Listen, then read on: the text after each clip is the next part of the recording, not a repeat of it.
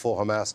They're reaching out to their counterparts in the international community, but the one people that they're not actually speaking to, apparently, we haven't had this confirmed yet, are the Israelis. OK. Imran Khan joining us there from the occupied West Bank. Once again, this is the scene in Gaza. I said earlier, be forgiven for thinking that what you're seeing in the sky lighting up is a thunderstorm, a lightning storm. I've since been told there is actually a lightning storm going on over Gaza. Those are the white flashes of light you can see. We're also seeing a huge number of red, orange flashes on that night sky as, of course, Israel pounds the Gaza Strip and continues to do so throughout the night. We're also seeing these pictures down there on your screen of the northern Israeli border with Lebanon. Huge fires there. We can now speak to our correspondent, Ali Hashem. He is in southern Lebanon and is near where this is happening. Ali, you're on the phone at the moment to us. Tell us, if you can, as far as you know, what's going on there? Well, since this afternoon, Israeli planes have been raiding the open spaces, especially after a group from the Islamic Jihad, the Palestinian Islamic Jihad, infiltrated the borders and crossed to an Israeli settlement where they engaged in a fight, in a battle with the Israeli army. Two of Islamic Jihad fighters were killed, and several Israeli army soldiers, according to Islamic Jihad statement, were injured. So what we are seeing right now is these fires, these huge fires. Israeli planes are raiding these open spaces to burn the grass, the trees, whatever is possible for fighters to hide and to infiltrate through, because they want to prevent them from doing similar things tomorrow, I mean, at any time, because since yesterday, escalation has been clear on the northern borders of Israel. And given the situation today, it seems that this tension is going to continue escalating over the coming days, and given the situation in Gaza.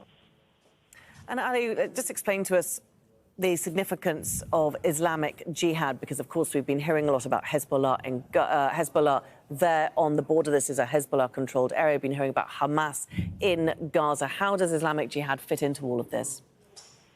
Well, the Palestinian Islamic Jihad is active in Gaza. However, there are very strong allies of Hezbollah and Hamas too. So over the past few years, the Islamic Jihad started having their own also infrastructure in Lebanon. However, it's under Hezbollah's supervision. The same goes for Hamas here. They've not really engaged in military operations, except for a few occasions. So we go back in the past years, there was an occasion when a group from the Islamic Jihad infiltrated the borders, went to a settlement called Azizim, and that was a few years ago. So this year, it seems the situation, especially with the war raging in Gaza, it seems Islamic Jihad are active once again on the border. We are also anticipating whether Hamas is going to be active, especially that a few months ago there were tens of missiles, short-range rockets that were launched from the Lebanese territories towards Israel, and Hamas was responsible for that. So we are seeing the Palestinian factions returning to the borders between Lebanon and Israel, and this hasn't been the case for around 40 years. The last time Palestinian factions were active on the borders between Lebanon and Israel was in 1982, following an Israeli invasion in 1982. The PLO, Palestinian Liberation Organization, were forced to leave Lebanon, and since then it was more Lebanese factions fighting on the borders, especially that Lebanese territories were occupied by Israel. So this is new, this is significant. Ali, we're just seeing more close-up pictures of these fires. They look to be extending a long way along this border region.